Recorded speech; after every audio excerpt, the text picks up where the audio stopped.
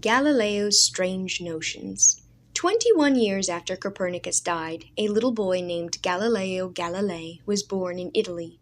Like Copernicus, Galileo learned Greek and Latin so that he could read the works of ancient scientists. He also learned logic, how to argue for the truth of an idea by showing how the evidence supports it. As a matter of fact, Galileo didn't do very well at school because he argued with his teachers so much. They nicknamed him the Arguer because he spent so much time disagreeing with them. Galileo was never content to accept an explanation until he had figured it out for himself. This curiosity led him to ask all sorts of odd questions.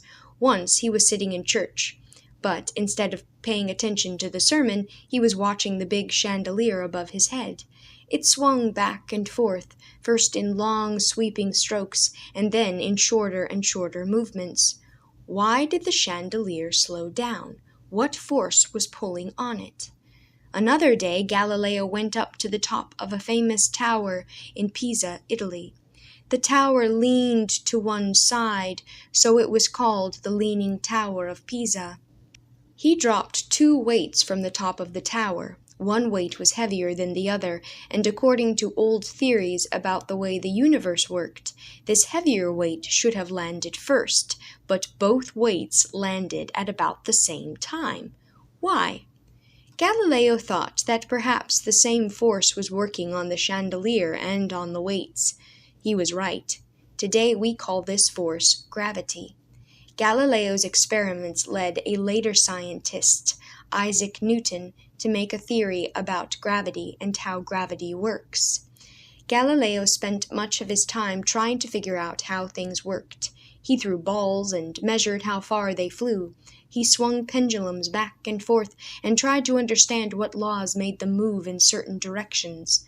He moved objects of different weights with levers of different lengths and measured how much force was needed to move each one.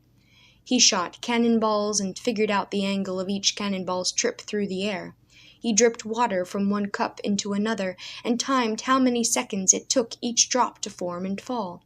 He spent years experimenting and making scientific instruments, such as the thermometer, which he invented when he was 32.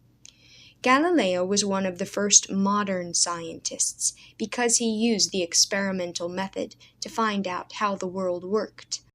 Rather than trying to decide whether or not his ideas lined up with philosophy, Galileo made theories about the world and then tested them through doing experiments. "Measure what is measurable," he once said, "and if something cannot be measured, figure out how it can be." In 1609, when Galileo was almost 50, he discovered a brand new scientific instrument invented by Dutch scientists: the telescope.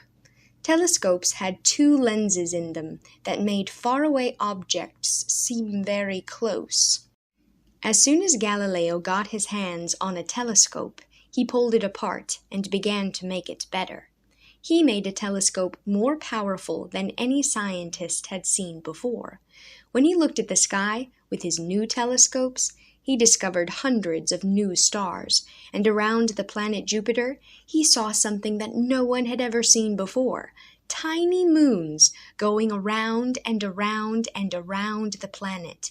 This proved that Copernicus's theories could be true. Planets and stars could rotate around something other than the Earth. To tell the world what he had discovered with his new telescope, Galileo wrote a book called The Starry Messenger. He traveled to Rome to show his new telescope to the Pope. Soon, though, Galileo found himself in trouble. He was suggesting that Copernicus might have been right. But Copernicus's book on the revolution of the heavenly spheres had been placed on a list of books that good Catholics should not read.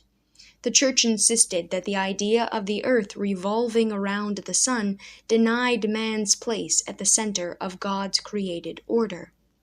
Galileo was ordered to repent of his mistaken ideas, and he wanted to obey the Church, so he agreed to say that the sun could be going around the earth.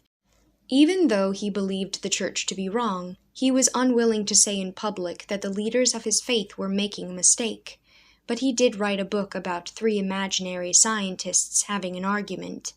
One insisted that the Earth was at the center of the universe. The second insisted that the sun was at the center, and the third scholar listened to both and asked questions.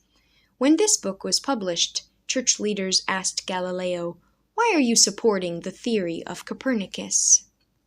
Galileo protested, "I'm not. I didn't say which theory was true. I just described each one."